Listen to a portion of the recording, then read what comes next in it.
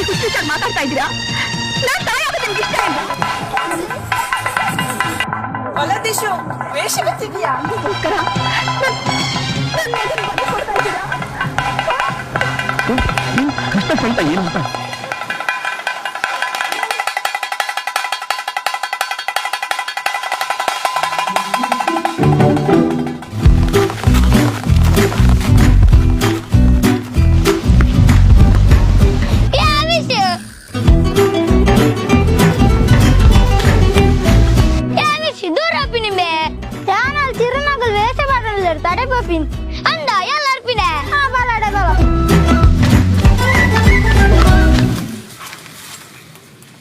అమ్మ అమ్మ ఏం వేషమన్నా వేషాలు వచ్చి దాల వచ్చి పోవులే